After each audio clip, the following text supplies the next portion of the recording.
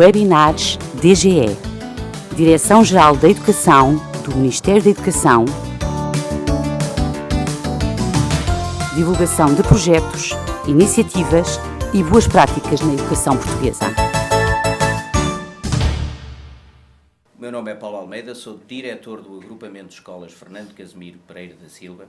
Encontro-me aqui hoje convosco para abordar o tema da diferenciação pedagógica. Gostaria, em primeiro lugar, de agradecer à Direção-Geral de Educação o convite que nos foi endereçado e começar por apresentar a minha equipa de trabalho, que hoje está aqui representada pela Cláudia Santos, professora do primeiro ciclo do Centro Escolar Poeta Rui Belo, por Anabela Laranjeira, igualmente professora do primeiro ciclo do Centro Escolar Poeta Rui Belo, por Idalina Antunes, professora do segundo ciclo de Português-Francês, e Cidália Marques, a subdiretora do agrupamento, professora de Robótica, professora do primeiro ciclo e coordenadora da maioria dos projetos pedagógicos que o agrupamento tem no momento.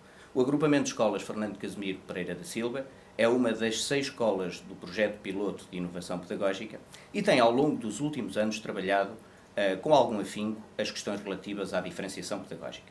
Em nosso entender, a diferenciação pedagógica é uma ferramenta de inclusão que trabalha de forma distinta com os alunos, promovendo a sua heterogeneidade através de um trabalho distinto, utilizando várias ferramentas diversas, instrumentos e formas de trabalho que possibilitam entender o aluno como um todo, respeitando os seus ritmos de aprendizagem.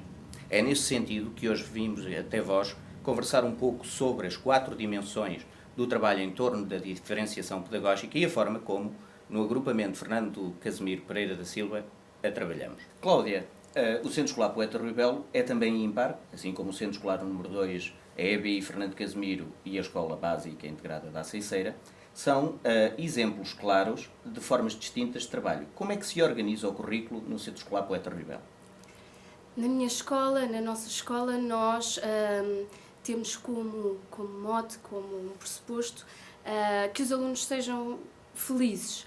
Portanto, preocupamos-nos muito com o ambiente, em estimular um ambiente afetivo, em respeitar a heterogeneidade de cada aluno, em partilhar com os alunos a intencionalidade da aprendizagem. Partindo desses pressupostos, em cada sala de aula, de modo diferenciado, é trabalhado o currículo. Na minha sala de aula, parte de uma gestão através de uma agenda semanal. Essa agenda semanal serve de guia, serve de orientação para o professor e para os alunos e é feita em colaboração, uma planificação feita em colaboração com todos. Nessa agenda semanal estão dispostos a tipologia de trabalho, a tipologia de tarefa, os tempos para o trabalho autónomo, para o trabalho coletivo e cooperativo e para o trabalho individual, através do PIT. Também estão determinadas tempos para desenvolver as diferentes áreas do saber. Bom, Cláudia, sei que dentro da tua agenda semanal tens momentos muito próprios destinados quer ao trabalho com competências matemáticas, quer mesmo com a promoção das competências leitoras. Explica-nos um bocadinho como é que tu organizas esse espaço e esse tempo com as tuas colegas no centro escolar. Sim, é verdade. No que respeita à parte das competências da área do português, temos os tempos próprios da oficina de escrita, onde é trabalhada a escrita criativa, onde são trabalhados os diferentes tipos de texto. Temos ainda no português os livros e leituras, é um tempo em que os alunos mudam o espaço da sala de aula, vamos para a biblioteca, gostamos de estar sentados no chão, gostamos de ler os livros de forma, de acordo com os interesses e os gostos dos nossos alunos.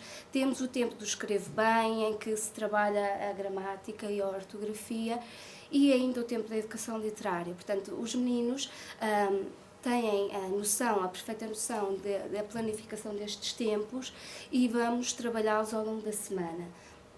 Ora de forma autónoma, ora em trabalho cooperativo. Na área da matemática temos também os tempos dedicados à matemática coletiva, onde trabalhamos as capacidades e as competências da matemática, o cálculo mental, o raciocínio. Temos ainda a parte do projeto, que aglutina todas as áreas do saber, privilegiando ou partindo muitas vezes do ponto de interesses ou de uma pergunta de partida que os meninos tragam e relacionando-la depois com a área do estudo do meio com a área das expressões. Cláudia, sabemos que a semana começa com um tempo muito próprio no Centro Escolar Poeta Rui Belo. Que tempo é esse? É um tempo de partilha, é um tempo de comunicação em que os meninos comunicam ao grupo os seus interesses, as suas novidades, algum acontecimento importante do foro pessoal, do foro social ou da escola, onde também se debatem ou se chegamos à planificação e aos acordos daquilo que vamos trabalhar durante a semana. Muito obrigado, Cláudia. Anabela, sabemos que o currículo é gerido na nossa escola de uma forma um pouco distinta. São elaborados planos de trabalho individuais que tu, na tua turma, tens estimulado nestes últimos tempos. Conta-nos um bocadinho de como é que são preparados esses PITs que tu elaboras em conjunto com os teus alunos. Portanto, o PIT, a semana começa à segunda-feira e, como a Cláudia disse, fazemos uma assembleia de turma e vamos estruturar a semana de trabalho. A planificação será uma planificação conjunta, partilhada, que irá ao encontro dos interesses, das curiosidades que os alunos trazem para a sala de aula, isto depois dos momentos de partilha das vivências do fim de semana, e iremos depois, de forma partilhada, colaborativa, fazer a planificação semanal. Essa planificação vai conter, uma vez que é partilhada, será assumida como um compromisso maior com os alunos. Os resultados têm vindo progressivamente a ser melhores e eles próprios estão mais dinâmicos, mais proativos, mais interventivos.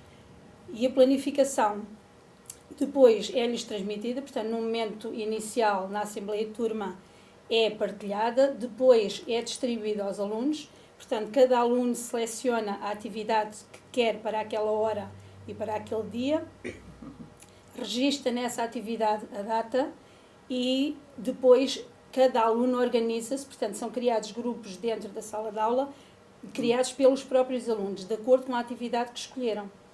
Depois de estarem sentados, estarem acomodados, as crianças começam a desenvolver as tarefas, as atividades que muitas vezes estão delineadas e divididas, subdivididas em tarefas, e eles vão realizando aquelas tarefas autonomamente, vão checando as que já cumpriram e vão passando à seguinte. Sempre que há necessidade em cada grupo, portanto, o grupo trabalha como um grupo de ligação, portanto, de partilha, de colaboração, de compromisso, de responsabilidade, de tutorias, porque as crianças, pode ser duas, são tutoras dos outros. Sempre que um pede auxílio, os outros recorrem, mas também se a criança quiser trabalhar de forma individual, poderá fazê-lo, ninguém o impede. Pode ser um trabalho, este momento de grupo, pode ser um trabalho individual, pode ser um trabalho de pares, um trabalho de colaboração, e há um momento, também pode haver, em determinadas situações, pode haver um momento de agregação no grupo, ou seja, há um novo conteúdo a explicar, o professor pode reunir o grupo e pode explicar esse novo conteúdo, ou então, uma criança que tenha algum conhecimento prévio sobre esse determinado assunto, pode ser ele a explicar. Nós temos dentro da sala, eu tenho dentro da sala, um projeto que é Hoje Sou Eu o Professor. A criança destaca-se, portanto, referencia-se no grupo como querendo explicar e explica ele aos colegas o seu entendimento da situação e do conteúdo. Anabela, mas há sempre uma preocupação de que todos os alunos possam estimular os seus dons, independentemente dos preconceitos ou pré-requisitos que tragam. Tu tens sempre essa preocupação, não é? Sim, sim. E de que forma é que é feita a avaliação das aprendizagens? Em que momento é que é feita essa avaliação do PIT? A avaliação do plano individual de trabalho é feita no final da semana, portanto, eles durante a semana vão cumprindo aquelas atividades e vão checando. No final da semana, o próprio PIT tem uma grelha, uma coluna de observações em que tem 3 parâmetros: o parâmetro cumprido, não cumprido ou cumprido parcialmente. Ressalve-se que o não cumprido só acontece quando a criança falta a semana toda, o que é muito raro e está justificado em caso de doença. O cumprido integralmente, porque checou todas as atividades e todas as tarefas. O cumprido parcialmente, e ele próprio está neste momento, e uma vez que estamos numa fase ainda embrionária de introdução desta metodologia, ele próprio percebe que o seu ritmo de trabalho tem que ir um bocadinho mais além.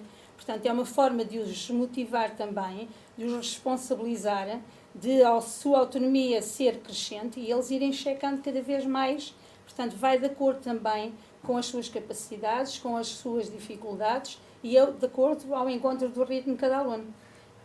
Já agora, só para concluir, no final do PIT temos também uma coluna que é relativa aos encarregados de educação. Portanto, o encarregado de educação, sempre que vem à escola, falar com o professor, toma conhecimento de todos os PITs que o aluno foi percorrendo, portanto, de todas as semanas, e vai tendo uma avaliação formativa e construtiva do progresso sistemático do aluno. Muito bem.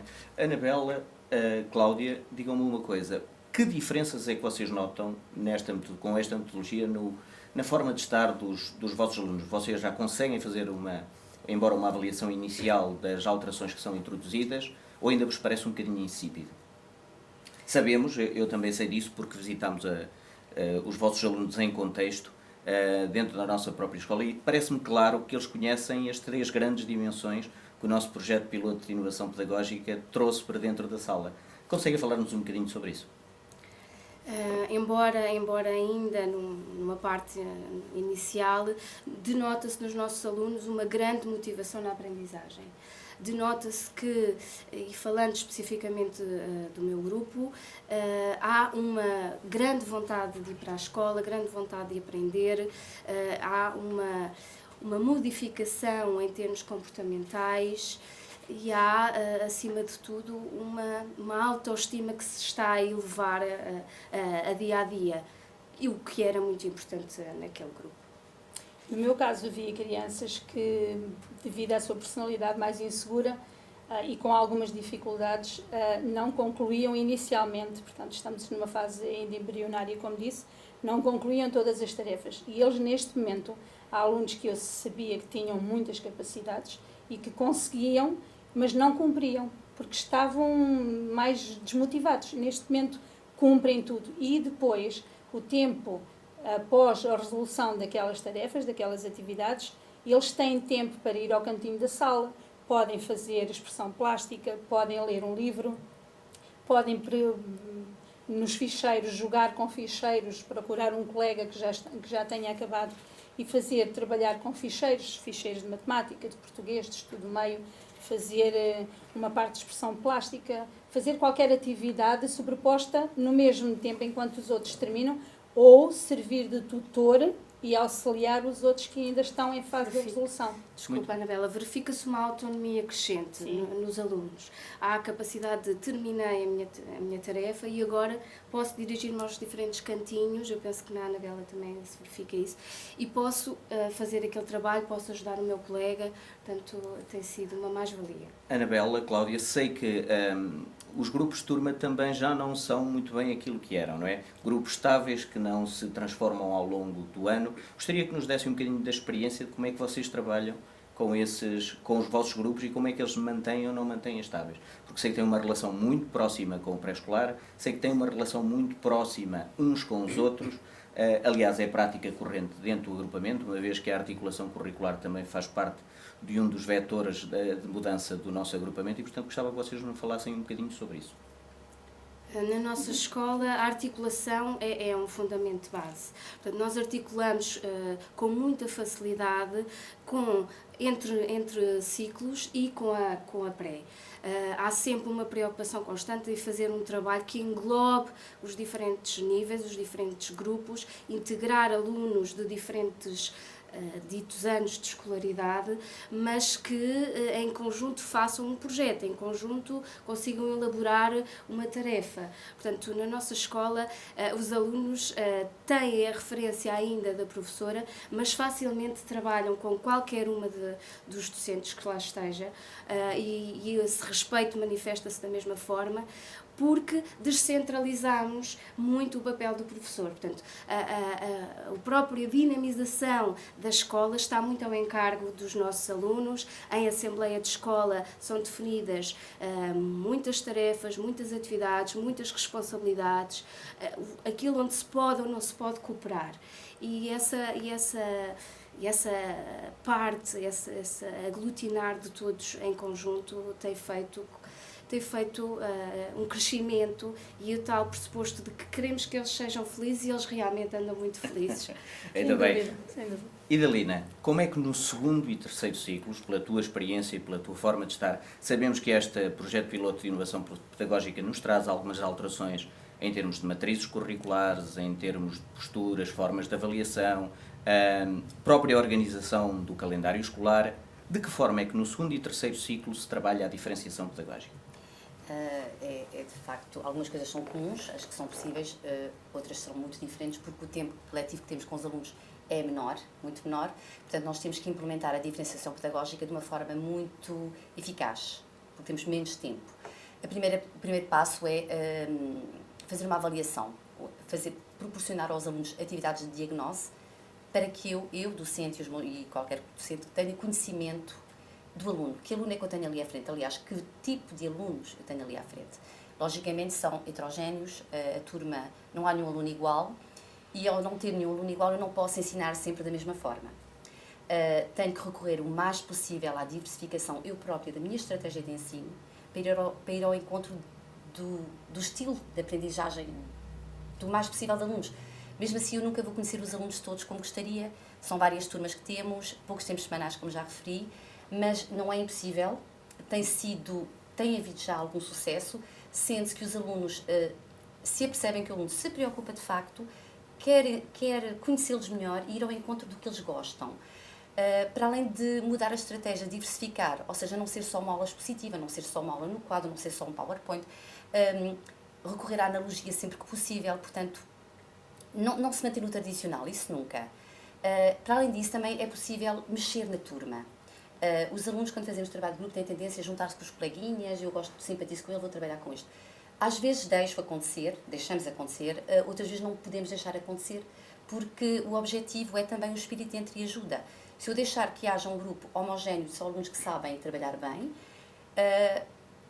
a entreajuda não será tão grande, enquanto que se eu conseguir formar eu própria um grupo heterogéneo de alunos, os alunos que sabem um pouco mais irão ajudar o que sabe menos.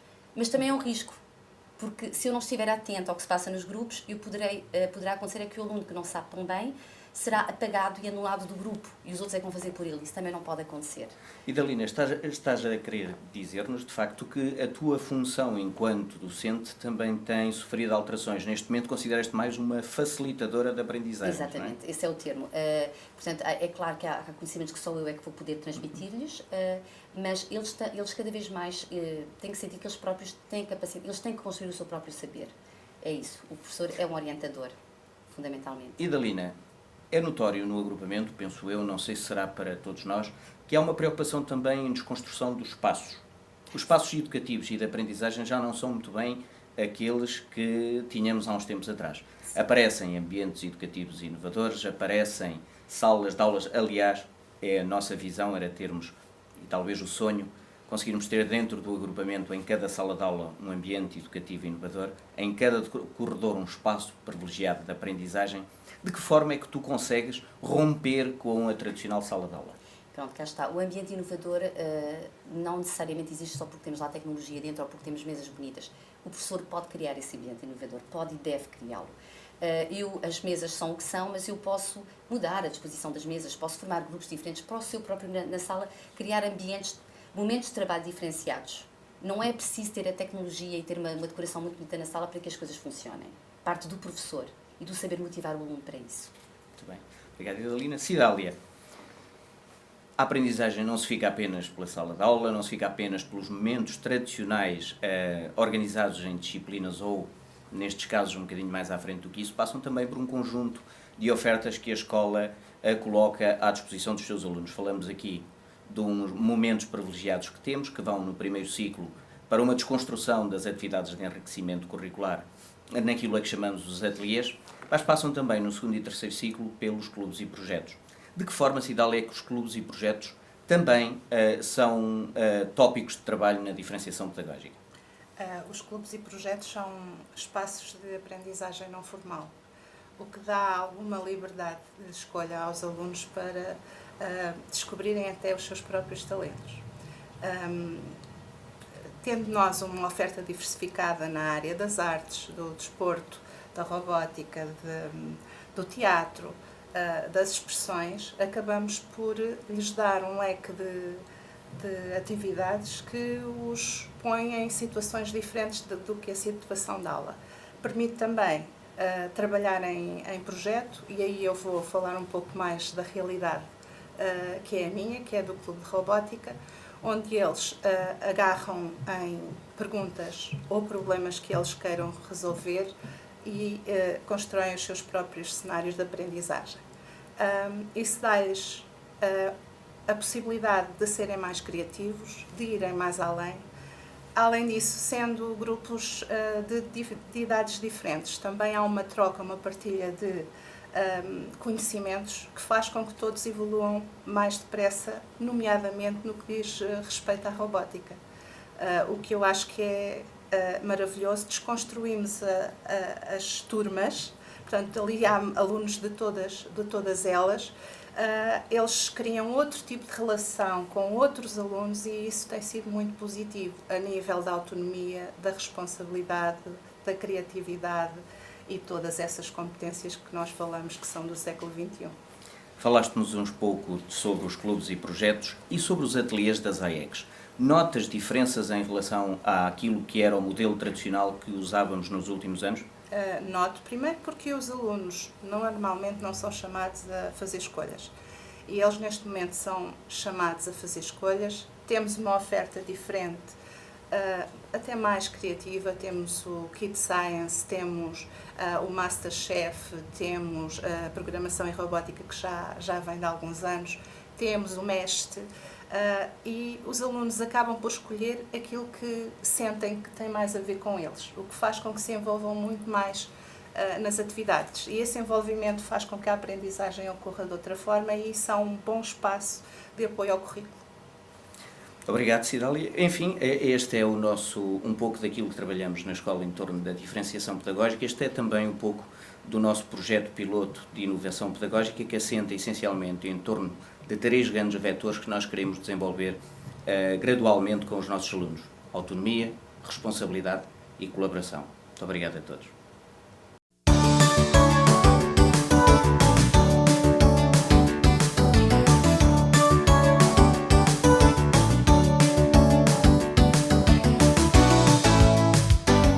Webinars DGE, Direção-Geral da Educação do Ministério da Educação, divulgação de projetos, iniciativas e boas práticas na educação portuguesa.